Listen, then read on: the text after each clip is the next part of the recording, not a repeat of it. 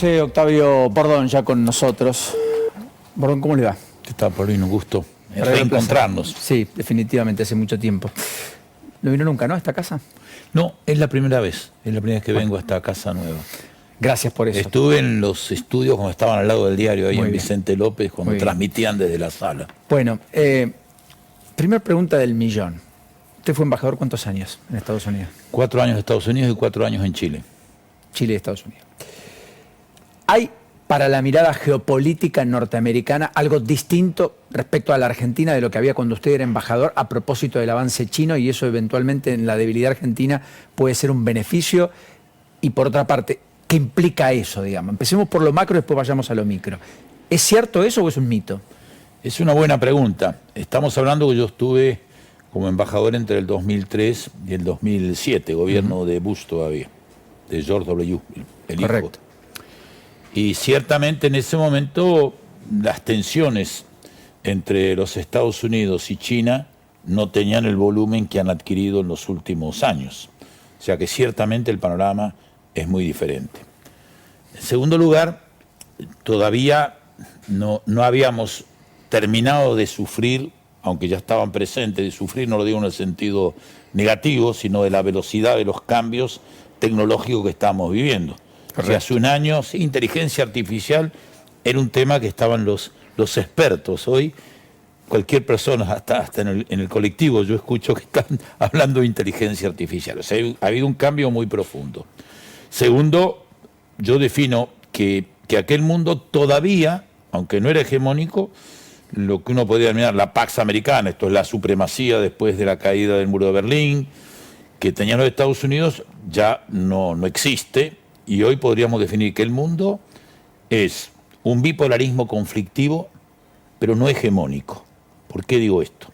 Porque está claro que hay dos grandes potencias, una que viene creciendo, otra no creo que esté decayendo espectacularmente, pero ya no es hegemónica y hay una competencia.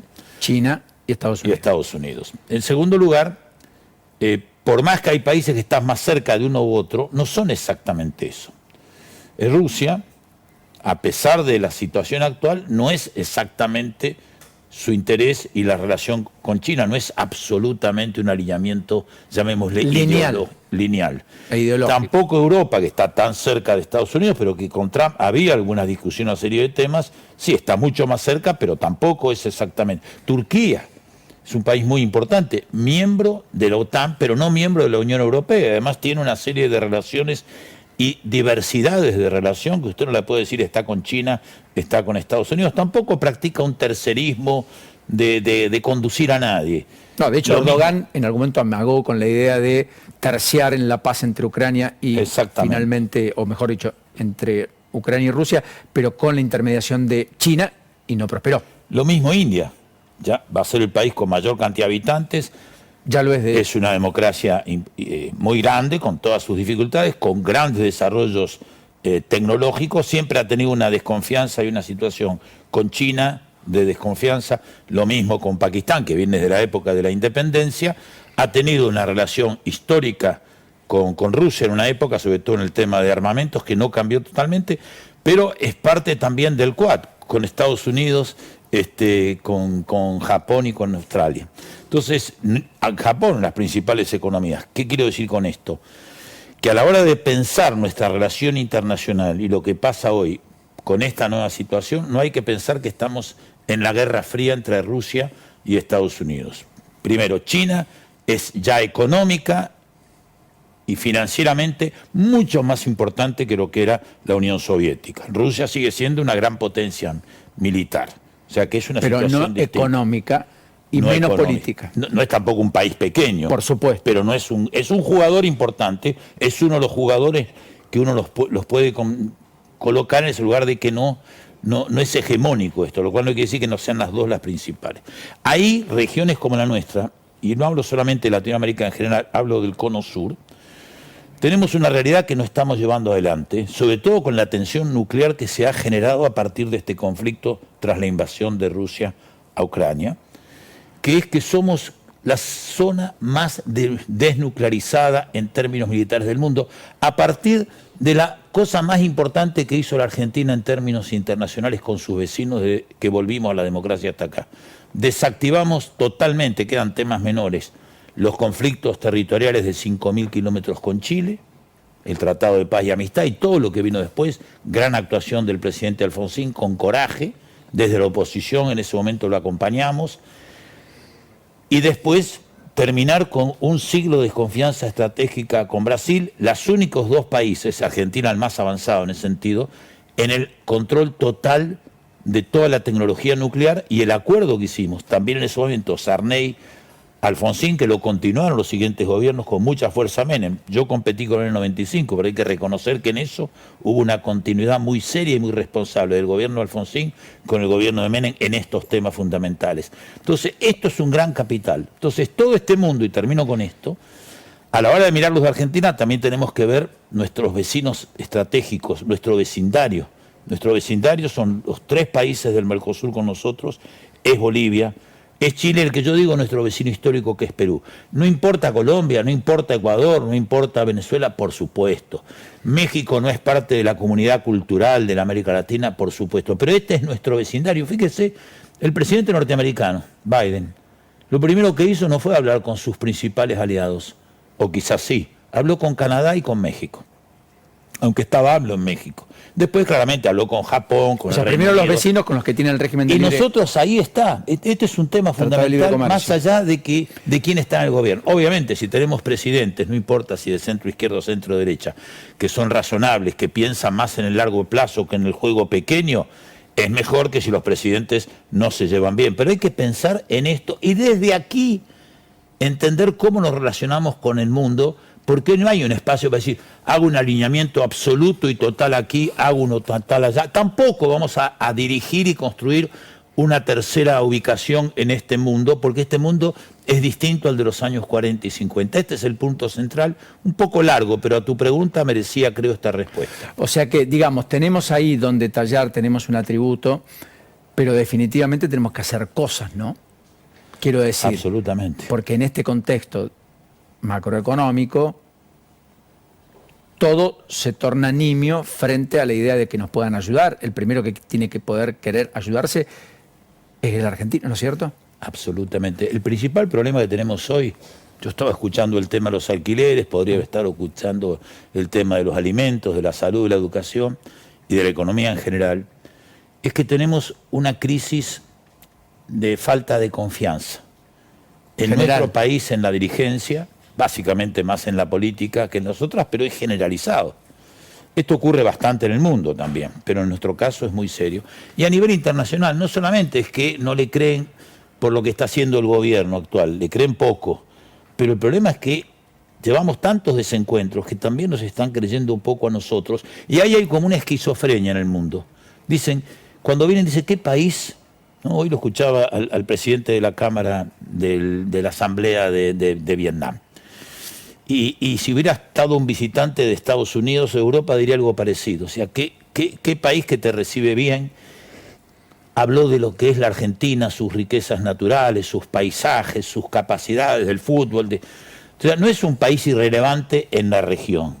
Pero al mismo tiempo no entienden por qué vivimos hace por lo menos 50 años, digo yo, desde el 75 para acá, con lo peor de todo, que fue la dictadura militar, que fue la peor de todas, no solamente en lo sanguinario y en la destrucción de los mínimos derechos humanos, sino también que dejó como ninguna otra dictadura de la región destruida la economía y la red social de la Argentina. Crisis que ya había empezado en el 75, después de la muerte de Perón, y después de un siglo donde con avances, retrocesos, algunas situaciones democráticas dolorosas, pero nos habíamos convertido en un siglo, desde Sarmiento hasta el 74 con Perón, con el radicalismo en el medio, con Frondizi, con todo lo que fuera Argentina, con la voluntad democrática de ir, y aunque asumió solo con el 25% de los votos, éramos sin duda el país número 1 en la situación económica, en la situación social, en el empleo, en la tecnología, en toda la región. Era a donde venían los europeos, como mi padre en la década del 50, posguerra, etcétera, a buscar,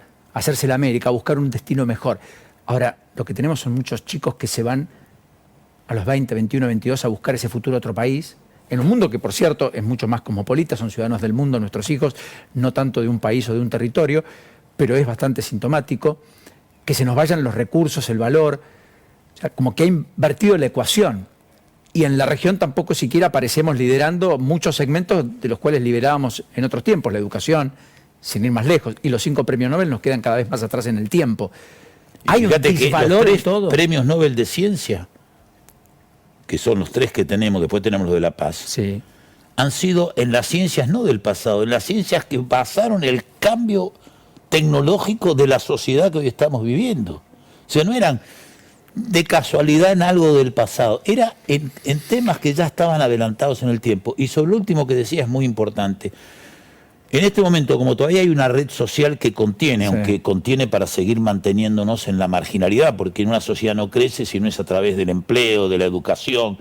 Entonces, se nos están yendo, a diferencia de otras épocas, con otras crisis, los más calificados.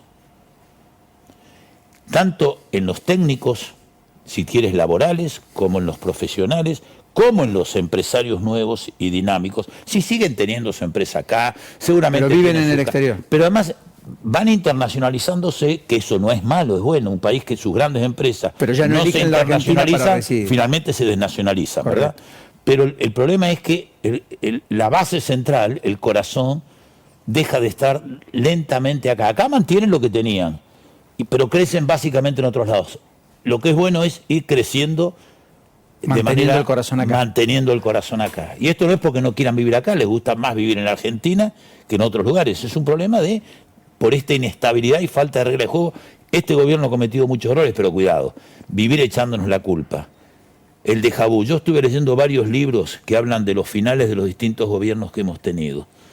En algunas cosas son distintas, algunos han sido más violentos, otros han sido más pacíficos, algunos han sido de mejor calidad democrática, otros menores, algunos han explotado rápido, otros han logrado sostener, pero al final, el final parece un déjà vu. Entonces, no llegó la hora de preguntarnos qué tenemos que hacer en lugar de vivir echándonos la culpa, lo cual no quiere decir que no haya Está bien. culpables más graves, ¿no? ¿Pero usted cree que estamos en el final de un ciclo? Y yo creo que deberíamos estar, ¿sabes por qué? Porque esta idea de que se toca a fondo. Un amigo mío empresario, hace muchos años, claro, él tenía una visión más realista que la mía, que estaba con todo el impulso de la democracia y los temas nuevos. Me dijo, Pilo, eso de que uno, bueno, sabes que es mi sobrenombre ese, ¿no? Sí. Sabes que esa idea de que uno toca a fondo y como si estuviera en una pileta, ¿no?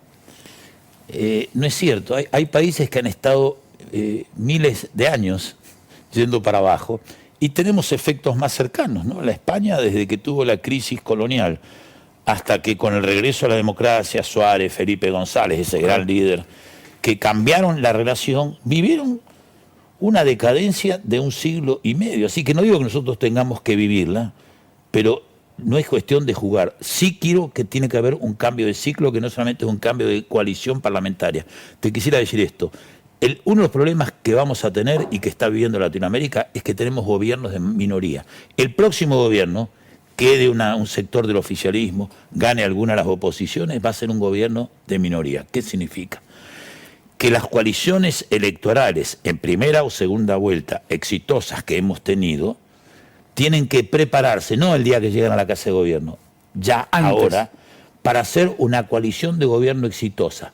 ¿Para qué? Para teniendo coherencia interna. En esto miro al Chile que conocí de cerca, trabajando para que volviera la democracia con la concertación. Después tuvieron sus problemas, pero después de mejorar el país de 20 años, como eran coherentes, siendo más distintos que lo que somos nosotros, y con más enfrentamiento en el pasado que los que tenemos nosotros, como ellos eran coherentes, pero no eran hegemónicos, pudieron negociar con otros sectores sociales que no los acompañaban y con otros sectores políticos y parlamentarios que no los acompañaban, no con todos, pero con los que eran más razonables, y pudieron construir una estabilidad que se mantuvo hasta con el cambio de signo político con el primer gobierno de Piñera, que fue el primer gobierno de la centro-derecha después de 4 gobiernos de la centro-izquierda. Si no miramos ese modelo, no es que tengamos que hacer como Chile, o de alguna manera Uruguay, que tiene alternancias. Sí, o Brasil, si se quiere, entre Fernando Enrique Cardoso, Lula y compañía. No fue lo último con Bolsonaro, pero entonces si nosotros no nos preparamos para eso, vamos a fracasar como han fracasado. La coalición del 99,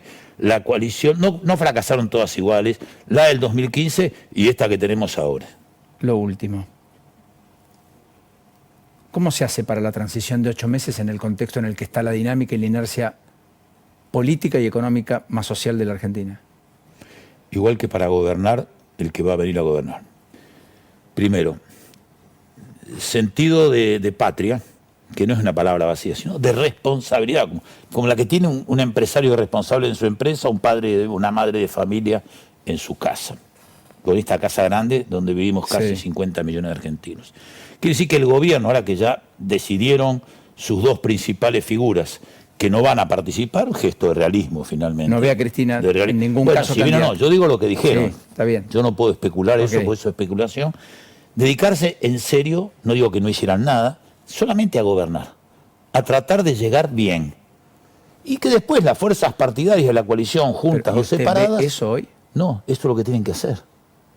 Y segundo, la oposición, no estar todos los días solamente especulando con la crisis y los errores del que gobierna, sino pensando en qué temas, si el gobierno cambia, los tiene que apoyar, aunque tenga alguna duda electoral, y segundo, mostrar que están preparados para gobernar de manera distinta. Y el que se quiera poner el saco, que se lo ponga. Es fácil hablar, porque yo he sido muchas veces el protagonista, pero mira, alguna vez pensé, ¿por qué me fue tan bien como la gente recuerda como gobernador? Me preparé 4 años y dialogué con todos los sectores y colaboré con el gobierno del otro partido durante sus 4 años y colaboré con el presidente de otro partido. Claro, ¿cómo le íbamos a colaborar para reconstituir la democracia, la autoridad del poder civil sobre lo que habían sido las Fuerzas Armadas, que gracias a Dios no son las que tenemos hoy, y para recuperar nuestra presencia internacional? Pero además trabajé 4 años, llegué a la casa de gobierno, no goberné solamente con mis amigos, y aunque tuve 3 años con minoría legislativa,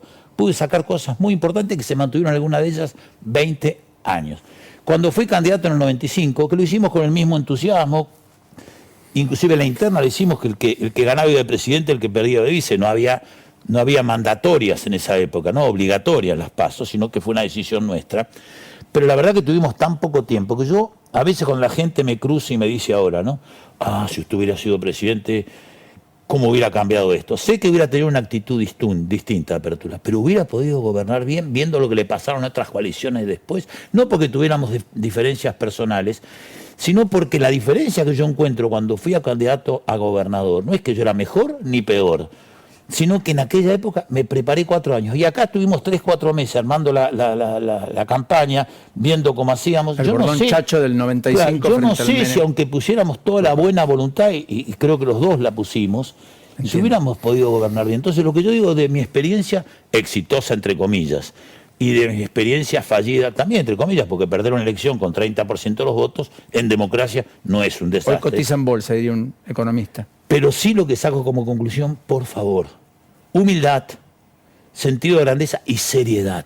No anunciar cosas.